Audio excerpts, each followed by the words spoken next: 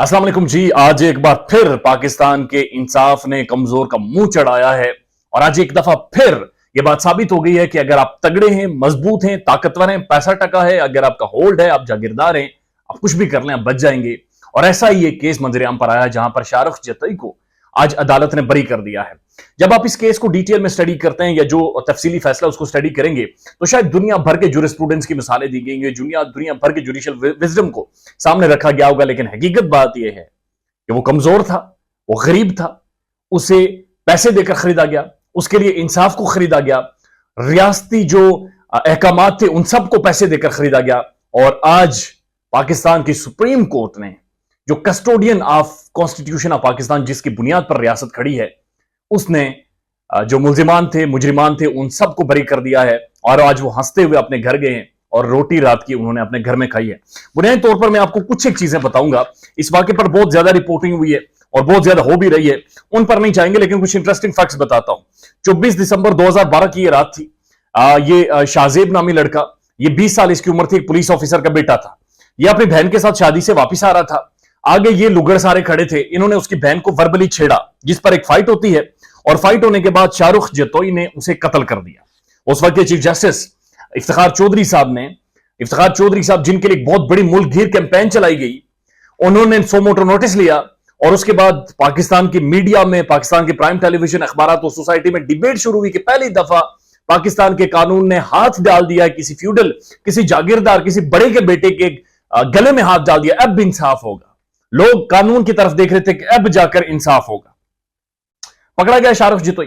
Anti terrorism court, उन्होंने जनाब इसे सजा मौत दे दी और वो सारे मुकदमा भी चलते रहे। लेटर ऑन ये क्या करते हैं, इन्होंने फैमिली के साथ जनाब कसास कर लिया, दियत कर लिया, उनके साथ सॉर्ट आउट कर लिया मामला, आपस में बैठकर सॉर्ट आउट कर लिया। हमने आपका बेटा मार लिया है, वो चला गया है, हमारे हमसे पैसे ले और बात को खत्म करें। बुनियादी तौर पर कुछ लोग ये भी रिपोर्ट कर रहे हैं कि उन्हें पता था, उसके वालिदैन को पता था कि हमें चूंकि इंसाफ मिलना नहीं है, लिहाजा इसलिए बहुत जरूरी है कि इस मामले को खत्म करें, इंस्टेड के खुद को मजीद बर्बाद करें।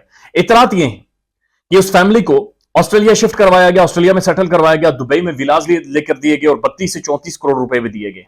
ये सारी इतलातें, मुख्तलिफ खबरें रिपोर्ट हो रही हैं।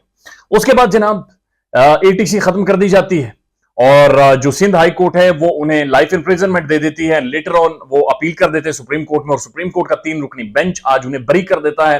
रियासत अटॉर्नी जनरल ऑफ पाकिस्तान का बयान सामने है, वो कह रहे हैं कि in the larger interest of justice हम इसके ऊपर रिव्यू फाइल करेंगे, यानी रियासत के लार्जर इंटरेस्ट में हम इसके ऊपर रिव्यू फाइल करेंगे। एक स्मोक स्क्रीन है, आपको पता है कुछ नहीं होना। इंटरेस्टिंग बात सुने, जितना ऐसा ये बंदा कैद रहा, ये लॉन्डी जेल के अंदर लग्जरी लाइफ गुजारता था, इसे दुनिया भर की आसाइशें लॉन्डी जेल के अंदर प्रोवाइड की जाती थी। ये वहां का सरदार था, इन्हें पुलिस वाले वहां पर सलूट मारते थे।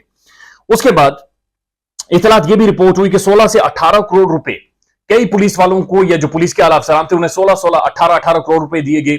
उन्हें विलास दिए गए, उन्हें घर गिफ्ट किए गए, उन्हें बड़ी बड़ी महंगी गाड़ियां गिफ्ट की गई, जिनका काम यह था इसे प्रोटोकॉल देते थे और इनकी टांगे दबाते थे और रात को इसे मसाज करते थे।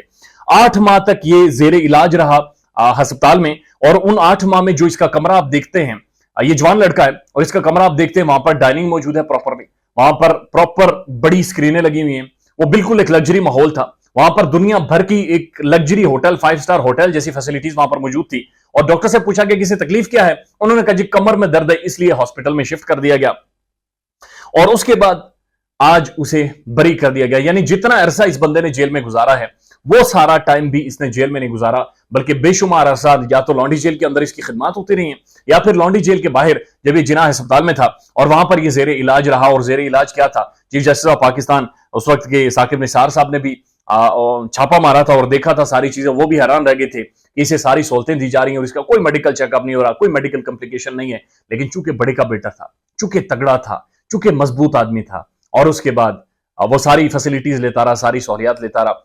शाहरुख जतोई के केस और शाहजेब का केस बुनियादी तौर पर बड़ा क्लियर है कि इसने इंसाफ को खरीदा है। और आज एक दफा फिर, जिस तरह मारिया मेमन ने, जो पाकिस्तान की प्राइम टेलीविजन एंकर है, उन्होंने ट्वीट किया कि आज एक बार फिर मोहर सख्त हो गई है कि गरीब के बच्चे को आप मार दो, गरीब के घर का दिया गुल कर दो, गरीब के घर की तबाही मचा दो, आपसे कोई नहीं पूछेगा। और अगर आप अमीर के बेटे, तगड़े बेटे, तो आज नहीं तो कल आप छूट जाएंगे।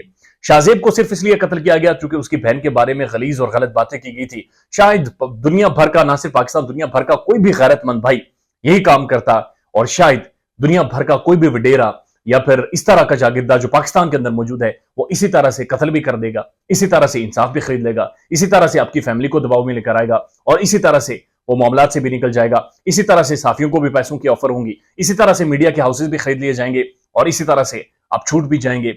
जो कि पाकिस्तान में हुआ है अनप्रेसिडेंटेड है, टेरेबल है, खौफनाक है। और मुझे याद आ रही है गालिबन सुकरात की सेइंग है, एग्जैक्ट नाम मेरे ज़हन में नहीं आ रहा, उन्होंने ठीक फरमाया था कि कानून मकड़ी का वो जाला है कि जिसके अंदर छोटे छोटे हशरात तो फंस जाते हैं, लेकिन जो बड़ा जानवर होता है वो इसे फाड़ कर निकल जाता है। और आज शाहरुख जतोई इसे फाड़ कर निकल गया है। आज देखो एक दफा फिर रियासत का इंसाफ नहीं हो सका। ख्याल रखिएगा अपना। अल्लाह।